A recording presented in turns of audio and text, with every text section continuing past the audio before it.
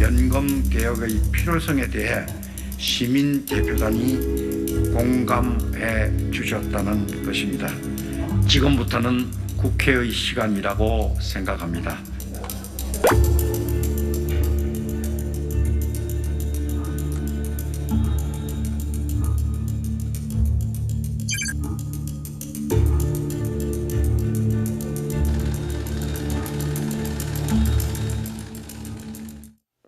가파른 고령화로 국민연금 고갈에 대한 우려가 커지면서 올해 초 국회 연금개혁특별위원회가 공론화위원회를 출범시켰죠. 이 공론화 과정에 참여한 시민대표단이 더 내고 더 받는 개혁안을 선택했습니다. 이 결정이 실제 연금개혁으로도 이어질 수 있을지, 이어진다면 어떤 영향이 있을지 또 박연미 경제평론가와 자세히 짚어보겠습니다. 평론가님 어서 오세요. 안녕하세요. 네, 시민대표단 더 내고 더 받는 쪽을 선택을 했습니다. 이 소득 보장안, 재정 안정안 이 두 가지가 있었는데 소득 보장안을 선택한 거죠. 네. 어떤 내용입니까 이게 정확히? 소득 보장안이라는 건 그러니까 더 받는 데에 중점을 두고 있는 네. 그런 안입니다. 재정 안정안이라는 건 더 많이 내는 데에 중점을 두고 네. 있는 안인데 말씀하신 것처럼 공론화위원회가 최종적으로 두 가지 안을 일종의 투표에 붙였습니다. 최종적으로 시민대표단이 선택을 한 건 조금 더 내지만 많이 더 받게 되는 1안이었는데요. 네. 소득 보장안을 선택한 분들이 전체의 56%였습니다. 재정 안정안이 당초에 논의를 시작했을 때에는 보다 우세했는데 논의를 진행을 하면 할수록 소득 보장안 쪽으로 기우는 사람이 많았다. 그 공론화위원회에서는 이렇게 설명을 하고 있습니다. 자, 시민대표단을 포함해서 뭐 저도 마찬가지고 네. 국민연금을 운용하는 입장이 아니고 받는 입장 아니겠습니까? 네. 자, 돈 더 주겠다는데 당연히 그쪽으로 표가 몰리는 건 당연한 거 아닐까요? 네, 더 주면 좋죠. 예. 더 주면 좋은데 이제 장기적으로 이 국민연금 개혁을 왜 해야 하느냐를 고민을 해보면 네. 문제가 그렇게 간단하지는 않습니다. 이번에 시민대표단에서도 이런 부분들을 두루두루 살폈다라고는 하는데 492명 중에서 전체 절반 이상이 더 받는 쪽을 선택을 했다. 그러면 이게 언제까지 지속될 수 있느냐 여기에 대한 문제는 여전히 남아있는 거고 네. 사실은 지금 유치원, 초등학교 다니는 친구들이 감당해야 하는 몫이기 때문에 정말 목소리가 반영돼야 하는 어린 세대의 목소리는 어떻게 반영할 것인가 여기에 대한 고민도 남아 있습니다. 네. 자, 그런데 1차 설문조사 때는 이른바 재정 안정안, 네. 그러니까 더 내고 같이 받는 안이 더 우세했다던데 그 뒤로 결과가 바뀌었다고 그래요? 어떤 일이 있었길래 결과가 바뀐 겁니까? 네, 시민대표단이 수기하는 과정에 네. 3단계가 있었습니다. 첫 번째 단계가 3월 22일부터 29일 사이였는데요. 그래픽을 보여드리면 저 보라색으로 지금 처리가 돼 있는 네. 부분, 파란색으로 보이는 저 부분이 44.8, 이게 재정 안정안에 네. 대한 당초의 찬성 그 비중이었습니다. 점점 줄어드는 걸 확인하실 수가 있고요. 가장 상단에 있는 하늘색으로 처리되어 있는 부분은 이게 무슨 얘기인지 잘 모르겠다. 당초에 이렇게 답했던 분들이거든요. 사실 잘 모를 만큼 좀 복잡하기도 하죠. 복잡하죠. 그래서 잘 모름이 원래는 한 18% 되었고 네. 그래도 재정 안정, 그러니까 국민연금 뼈대를 유지해야 하지 않겠어 이쪽이 우세했는데 논의를 하고 국민연금에 대해 배우면 배울수록 소득 대체율을 높이는 게 중요하지 않겠어 이쪽으로 의견이 쏠렸다는 뜻이고 최종적으로 세 번째 최종적인 안이 결정이 될 때에는 잘 모른다고 답한 분은 1% 수준에 그쳤습니다. 자, 이번 개혁안 논의를 이끌어온 김상균 국회 연금개혁특위 공론화위원장은 연금개혁의 필요성에 대한 공감이 이루어졌다는 것 자체가 큰 성과라고 평가했습니다. 가장 중요한 결론은 연금개혁의 필요성에 대해 시민대표단이 공감해 주셨다는 것입니다.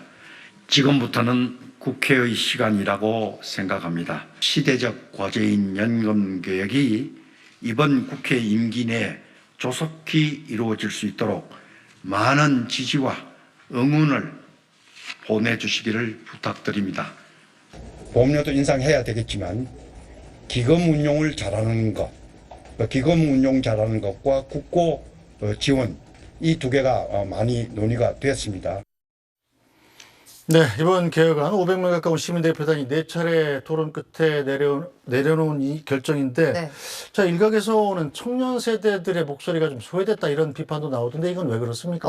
청년 세대들의 목소리가 좀 덜 반영됐다. 이 얘기는 사실 492명 중에서 36명을 중간에 추려서 최종적으로 1안과 2안을 추리는 그 과정에 관여하는 사람들이 36명이거든요. 네. 그런데 시민단체에 속해 있는 사람 말고 정말 개인으로서 속해 있는 그 수기단에 합류한 사람은 5명밖에 안 된다, 청년층에. 근데 이게 연령층에 따라서 어느 정도로 배분을 할 것이냐, 이걸 또 고민해 보면 네. 얘기가 달라질 수는 있습니다만, 그런 비판 속에서도 결과적으로 청년층 그 투표단, 청년층 대표단이 어떤 안을 선택했는지를 보면 얘기가 좀 달라집니다. 우리는 재정 안정을 통해서 장기적으로 내가 수급할 때쯤 받을 수 있게 해달라고 네. 선택을 하지 않았을까 이렇게 예상을 했는데요. 세대별로 지금 어느 안을 더 선호했는지 보면 18세에서 29세까지는 소득 보장안을 선택한 사람이 더 많았습니다. 그래요? 53%. 그러니까 전체 응답한 청년층 절반 이상은 더 주세요. 이렇게 선택을 했다는 거죠. 다만 청년층 가운데에서도 20대까지는 그렇게 선택을 했는데 30대의 경우에는 그래도 재정 안정을 보장하는 안이 낫지 않겠느냐. 네. 이쪽이 소폭 우세했습니다. 이 청년들이 더 내고 더 받는 쪽을 선택한 이유는 뭡니까? 청년층에서 그 일단 결이 좀 다르죠. 20대까지와 30대 사이에 의견이 좀 나뉘는데 20대까지는 최근에 비혼 그리고 아이 낳지 않는 문화 이런 것들도 좀 반영이 된 것으로 보입니다.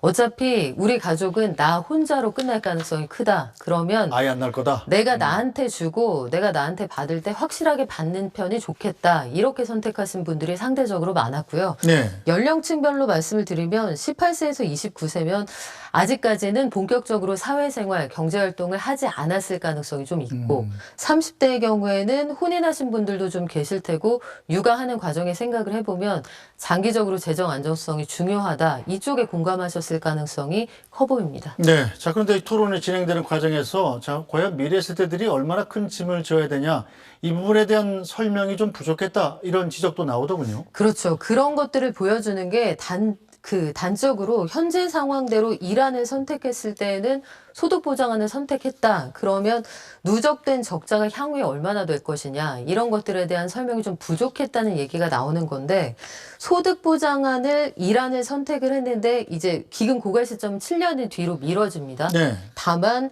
그 고갈되는 시점에 누적되는 적자는 700조 원을 넘어가는 상황이기 때문에 이런 것들을 과연 충분히 숙지하고 투표를 했겠느냐 여기에 대한 고민이 하나 있는 것이고요. 네.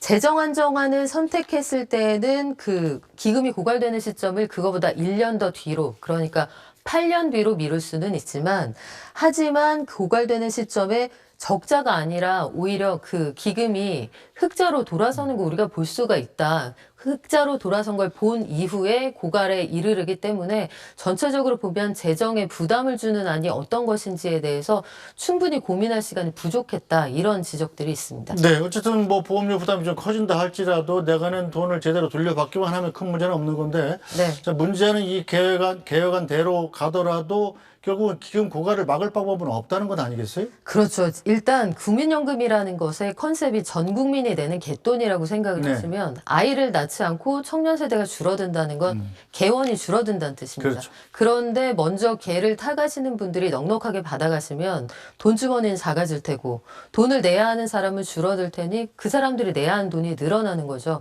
이런 것들에 따라서 계산을 해보면 2078년을 기준으로 할 때 국민연금 보험료율이 43.2%까지 올라갑니다. 이 정도 내야 유지가 된다는 거니까 한 달에 100만 원 버는 사람이 43만 2천 원을 내야 된다는 얘기니까 네. 사실상 현재 구조대로 혹은 일안을 선택해서 고갈 시점을 뒤로 미룬다고 해도 근본적인 문제가 해결되지는 않는다는 얘기입니다. 네, 어쨌든 노동 시민단체들은 시민대표단의 선택을 환영하면서 이젠 국회가 답을 내놓아야 할 때라면서 입법을 촉구했습니다. 시민대표단 다수는 더 내고 더 받는 국민연금 강화를 선택했습니다.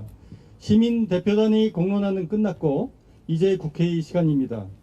지금을 사는 고단한 시민들이 노후 보장을 조금이라도 더 든든하게 만들고 노후 빈곤 위험에서 벗어나게 만드는 진짜 연금 개혁이 필요합니다.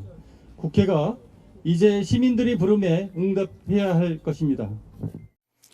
자, 이 더 내고 더 받는 안에 대해서 노동시민단체 또 야당은 좀 찬성하는 입장이고, 자, 여당은 그런데 개혁안에 좀 난색을 표하고 있지 않습니까? 네. 21대 국회 임기 안에 연금 개혁이 이루어질 수 있겠습니까? 이거 쉽지 않을 것 같습니다. 국민연금 보험료율을 일단 올려야 하는 문제가 있어요. 네. 이란을 선택을 했지만 현재 소득에서 9% 떼가는 거 13%까지 떼가겠다. 이거 올려잡아야 하는데 경기 상황이 만만치도 않고 21대 국회 임기가 올해 5월 29일에 끝납니다. 그렇죠? 그리고 5월 30일부터 22대 국회가 시작이 되는데 네.